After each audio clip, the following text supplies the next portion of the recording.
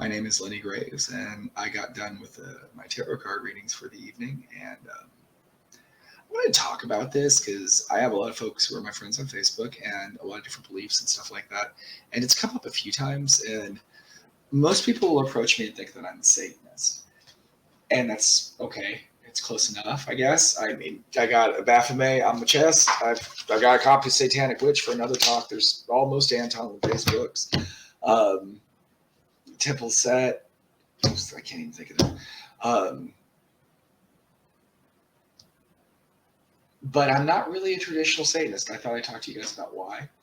And why I don't even know if you're a Satanist, if you're a traditional Satanist, especially if you're, I guess, as a deistic Satanist, we actually believe. Some people are just like philosophical. Satanism is a set of beliefs. They're mostly atheist, and it's just a concept, of freeing from the oppressiveness of the Christian church, which, and this is just a side note, the Christian church was oppressive 50 years ago. It's not so much today. It's not like, they're just old ladies. Jesus Christ. Really, let them alone. But for a lot of years, right? A lot of years. And Anton LaVey was one of the forerunners of breaking people out of that mold, right? And he's awesome for it. But here's the thing on Satan. If you've ever read the book of Job, and it amazes me how few Satanists have read the Bible. If you're a Satanist, you should read the Bible. You should actually know it fairly well. And I didn't go as a Satanist to learn the Bible. I was just real Christian for a long time in my life. And when I was a Christian, I was like, I would call it like an occult Christian. I liked to read about Gnosticism. I was a big fan of Chuck Missler, Trey Smith, like the science behind the Bible and all that kind of stuff. I really get into it. And so when I got away from that, looking at the scriptures from an unindoctrinated eye, especially from an eye that was drawn more to Satanism. And so here's the thing. Well, okay, so this is like, it's a difficult topic, and it's not really difficult. I just want to make sure that I'm explaining it correctly because it's easy to get lost. If you read the book of Job, Satan is not the enemy of God at all. He's the enemy of man. He's God's district attorney. He goes around and he looks for the faults that men are having. And then he reports them to the Lord. I mean, if you read the book of Job, he's hanging out with God. In fact, he's even like, nah, Job is just full of shit. And God's like, I'll just curse him. And he's basically arguing the point that Job's a bad guy. And that's what Satan's job is. And traditionally, if you look at the Hebrew, he's the enemy of man. All right, so keep that in mind. The Catholic Church turned that concept of Satan, and then they slapped it on a bunch of different people, from the Roman god of enlightenment, Lucifer, to Pan, the Greek god of sexuality with the goat legs and the horns, and they labeled it all Satan because fuck it, why not? Right? It's easy to digest. But the concept of Satan doesn't really exist in the Bible, right? You've got the Antichrist, the beast, and stuff like that. But there's no real Satan that way. And to really find out who I think, but does that mean that I don't believe in, like, quote unquote Satan as people believe in him? Absolutely not. I believe in him 100%. I just don't think that's the right name for it. And again, if you disagree with this, please comment below. This is amazing. It's amazingly interesting subject to me. But so where I'm going to take you now is the book of Enoch and the Watchers, and passages in Genesis where there was the sons of God came down and known the daughters of men, and they had the Nephilim and all that kind of stuff. If you're not familiar with that, I might do a video about that, but I probably don't have it right now. So a Google search Nephilim will probably turn up a dozen sites easily. But let's get back to the Watchers too. So when man's first around, right, God sends down the Watchers, right? The Lord, Elohim, Lord of hosts, sends down the Watchers. And these Watchers are like angelic beings, right? And they become fond of humans. The Bible doesn't really put it that way, but if you see what they do is, one, they just some of them have the hots for human women, right? And they have families with them, and they have children and stuff. But what they teach people, they live with them, they have children with them. So people, like, I don't go to the store with eyeliner on or black nail polish usually, and it's just not my normal look. I don't dislike it if I'm going to do something cool, but I do it for tarot card reading and for spell work to honor Azazel, who's one of the Watchers, right? He's one of the fallen, because he taught us how to make cosmetics and make ourselves beautiful, especially when we got eyeliner makes everybody happy. He also taught us how to make swords, how to wage war. There's Sanjaza. There's all the Watchers taught people astrology, magic, crafts, all these things that our benevolent God didn't want us to know. They're punished for it in the book of Enoch. They're punished for enlightening people. This goes back to the serpent in the garden, which if you get into the translations on the serpent in the garden, I almost dropped the cane. You get in this translations in the serpent in the garden. The serpent can mean shining one. And that's actually funny because if you look at the Nazareth and how it works with Jesus, he also is the shining one too, but that's a completely different conversation. If you want to know about that shit, comment below because I love to talk about it, but I want an intro because it's weird. But let's get back to so the serpent in the garden, you got two blind fucking monkeys walking around a goddamn like paradise or whatever, but they don't know they're naked. They don't really know what they are. They have no concept of good or evil. And so there's a being, the serpent, right, who tells the woman, which I think is unusual because of the attraction between the angels and the people. And I think that maybe there was more going on between the serpent and Eve in the Bible. And again, I don't mean this metaphorically, or I don't mean this literally, like I believe there was an Adam and Eve. I believe that there's a story that harkens back to something, and we could talk about that, how like the Bible's related to Sumerian cosmology, mythology. But anyway, so you've got the serpent in the garden, the shining one, or whatever, who hangs out with Eve and convinces her to eat fruit of knowledge, which then she wakes up, right? She becomes a real person. She can determine good and evil, and she realizes that her tits are out, and then she goes over to Adam, and she, because I was married once. She's a woman. She tricked him. She's, we're all going down. Don't get mad at me. I'm just teasing. But, so they're both damned because they're both enlightened. And you could actually say that Eve really loved her husband because if you knew your husband was a drooling retard because he's enslaved to this benevolent God, wouldn't you want to wake him up if you loved him? And there's a whole conversation that I would say that the fruit of knowledge is actually magic mushrooms, but that's another conversation. I just want to throw that out to you guys if you want to look at it on your own. But so what I'm coming back to with this though is, so you got like the serpent, this devil metaphor, right? Which I think is Watcherish. It's trying to enlighten man, and man gets punished for it. Of course, the devil gets punished for it as well. He didn't crawl in the dust. And you see this again and again, especially in the book of Enoch. And then, God sends Enoch to chastise the Watchers, and supposedly, and I don't think it quite worked that way, because again, I think the Hebrew Bible is one take on this story, right? It's just one of the very well preserved takes. Jewish people are really good record keepers, and they're really good at preserving their manuscripts and stuff like that. And we have Dead Sea Scrolls. These are really old books, and these go back long. And they tie into this different, like with the Anunnaki when they came down and they found daughters of men attractive, and we'll talk about this later, but this is why I don't particularly believe in Satan. Is Satan's just a blanket term that Catholics made up to cover all the evil guys, one big boogeyman, right? And I get why people want to say that and use that term, because I get it. It's a big you to the church, and it's an awesome ideal, but I don't think it's really accurate. And if you really, oppose the Judaic creator and the creator in general, because I have a kind of a Gnostic belief that goes along, that I don't really think that probably, I mean, look at the world today. If you want to argue that God's a good guy, we can have that argument too. Because I have a kid and I don't want my kid to suffer. I don't need any really hard, weird lessons and stuff like that. The Gnostics believe that a cruel deity manipulates this world and uses us like batteries to drain our lives, right? We'll talk about that another day. But I believe that the Watchers, Azazel, Sanjaza, and their friends, came down and they were punished for it. They were punished, and they also interbred with humanity, and they created the Nephilim, which I believe there's still descendants of the Nephilim today. And we'll talk about that in another video as well, because that's a really long talk, and it's different bloodlines and stuff like that. And it's not necessarily the Nephilim are bad, because if you kind of like take the story of Enoch and flip it around and add it like, make it like a Norse or a Greek, European mythology, you'll see like maybe the Nephilim and the Watchers are a lot like the Greek gods and their children against the Titans and stuff like that, which goes back to the Sumerian stuff. So I would just say, I don't particularly like worship Satan, right? So that way, I guess, would be the thing, or would consider myself a true Satanist because of that. When I do rituals and ask for aid, I usually Azazel. I'm very fond of Azazel. I'm also really tied to my own, um, I guess, cultural beliefs.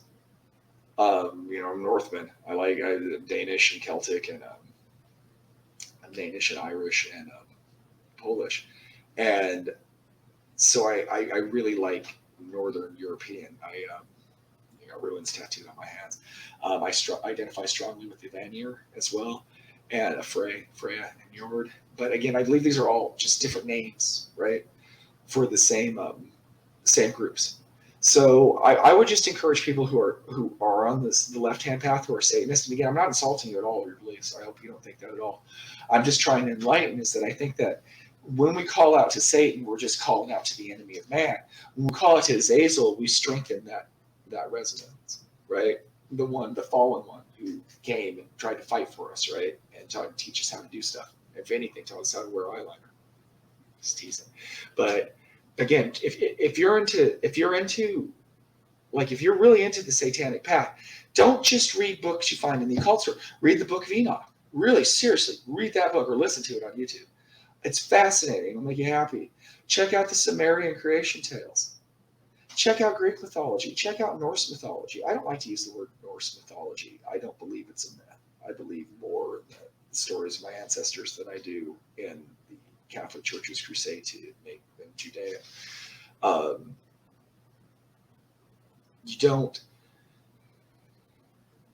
There's so many misconceptions and stuff like that. So again, if I've insulted, I don't mean to. And if you believe differently for different reasons, please let me know. And if you're like not a theistic Satanist, like you don't really believe in Satan, like an actual being in another dimension who rise eyes over hell or whatever, I understand completely why you would use that name, right? And I also, because it's, again, that's a big fuck you to the church and stuff like that. This is more directed to the people who really believe in the deity of Satan. And I don't even know if deity would be the right word for Satan in this context because he's opposed. But I don't know. I don't like the word deity at all. I think when we use the word God, thanks to years of Catholic dogma and propaganda, it conjures up this all-benevolent, all-knowing Santa Claus figure who sits on a throne in heaven and makes every decision for your life. I don't think there's any such creature as that. But I think there's entities that are for humanity and entities that are for against it. And sometimes I think that this society is like, I mean, if you think about the society we live in, is it a good one? Does it lift people up in their spirits? Is that what you get from our society? Or is it a great web of technological destruction and soul crushingness and stuff like that? That's veneered. It's like the church. The church is beautiful. It helps children and all that kind of stuff. It really helps children, right? That kind of thing. What looks pretty on the outside is not always pretty on the outside or always pretty on the inside. So like the Gnostics say, these demons, these devils, these dark spirits are trying to free us from this just horrible, horrible existence of just just mind-numbingly materialism. So if you're attracted to the dark and witchcraft and stuff like that, first, evil people that identify like as Satanists and occultists and witches and stuff like that, that hurt people. That's something that more theistic or traditional churches do. And you know that as well as I do. Most people have a really good attitude about that. So I understand that like theistic Satanists, I get it, but if you're looking at that from that perspective, you're going to really want to look at the Book of Enoch and stuff. Look towards Azazel and stuff. I think that's who you're looking for. And there's one other Baphomet, the Knights Templar, and it's a symbol that I personally like to use. It's the most common symbol for Satanism, to be honest with you. I think that's because they really hammered that home. Baphomet, though, goes back further than that. And I believe in synchronicity because I've done psychedelics in my life. And I always think it's funny, like when I was a kid, I really loved He-Man, right? And the symbol on He-Man's chest is the Knights Templar later on. It's just like these weird synchronicities in life, right? We'll talk about He-Man in an episode. I love He-Man. There's so much esoteric bullshit in He-Man. It's ridiculous. But going back to Baphomet, Baphomet is all about making the male and female one. And this is a Gnostic belief in the Knights Templar. We're into this. And this is like a whole other talk we'll have. I just wanted to drop a teaser on it. The Knights Templar found something in Jerusalem, and then they ended up worshiping like the head of John the Baptist, but I doubt it was the head of John the Baptist. And then they also started worshiping pearl rivers and accounts and stuff like that. Baphomet, which is like a hermaphrodite, I can't talk tonight, entity. And like I said, I think that's really its own talk, but that's not really Satan either, though.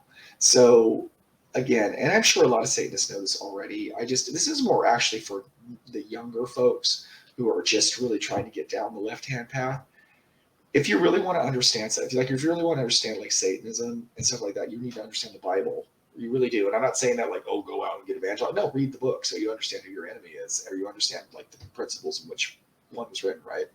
And then also when you argue with Christians, if you know their material, I've had this. It's wonderful. You don't want to come to my house if you're an evangelical person, because I'll just get mad at you and I'll say, I'm not even, we'll talk about that some other day. There's a way that you can like disprove the Bible really easily. But that's not, it's within the Bible too. You don't need like any card tricks or anything like that. But at least for the fact that, the Son of God came down to earth as God decided to incarnate himself to kill himself to forgive us for something he made us do to begin with. It's just, the story doesn't fly, I believe. We'll talk about that later. It's not that there's some really good information in the four gospels about like, enlightenment. And we'll talk about how I believe, the Christianity's perversion of psychedelics, Mithraism, and Hinduism with Krishna. Krishna is like Jesus without any of the guilt. And we'll talk about like, I think like if you read like about Krishna and how he behaves versus like how Christ behaves, you get more the vibe of the creator of the universe, but that's just a whole different topic. And again, all these things are really at the end of the day too. I believe that, and this is something that my psychedelic people will probably get more than most, is that all of the world is just energy and vibration and stuff like that. It's really what you believe. And I guess you could say there could be like Satan and Azazel could almost, as depending on how you put it, I like things being called the way they are, right? There's another, but like, is Thor and Zeus so much different? Are they just like different expressions of the same energy, the sky god, right? All these different energies and patterns and stuff like that. I don't know. I don't really think they have names like in the 7th or 8th or 9th dimension. So I think it's different cultures and different groups of people experience them differently. But I definitely believe there's spirits that are trying to break down this reality. There's spirits with positive charge, spirits with negative charge, and stuff like that. But in the realm of Satanism, I would really say if you feel called towards the left-hand path, the satanic path, you need to look at the Watchers. That's where you should be looking. The Book of Enoch and the Watchers. And then going to information like this and stuff, it's going to even be more eye-opening, and it'll set you down that path. I'm really, really interested. And again, if I've offended you in any way, that was not my intent. I don't want to like try to evangelize anybody at all. This is just my personal belief. People ask me a lot, am I a Satanist? And it's a hard question for me to answer because I guess I kind of am, because I don't know if I worship the Watchers. I don't think the Watchers want us to worship them. But I definitely call on them for assistance. And I would say that I do worship the Vanir, Freya, and Njord, but I don't do it in like a down on my knees Christian way. I like have a small altar that I give sacrifices and burn incense for. I ask Freya to watch over my kitties and such.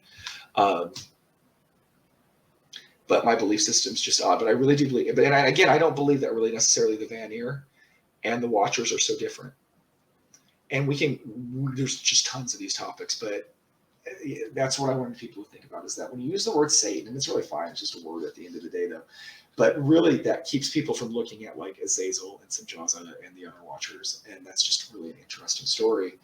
And also, again, I would highly recommend taking a look at Sumerian belief as well, especially if you believe that these are actual entities and these are things that happen versus just like a full philosophical argument. And I'm a little bit in between. I think that, like I said, I think the story of Christ is based on psychedelics, and also I think there's some hint of truth about Mithra, and that's because if you look up Mithraism, this will be the last thought I leave you with because that's kind of off topic, is like that's religion has purposely been eradicated from the world, and it's about like it's a savior figure. We just don't hardly know anything about it. But that's what I have for today. Again, please like, share, comment. Dysfunctional Enlightenment is at YouTube and Facebook right now. I'm also the Lenny Graves on Instagram, which I don't post enough, but I'm going to try to start posting more, and on TikTok, where I try to release a couple tarot card pulls every day and stuff like that. Thanks, guys, for hanging out with me tonight, and I hope to see you real soon. Take it easy, guys. Good night.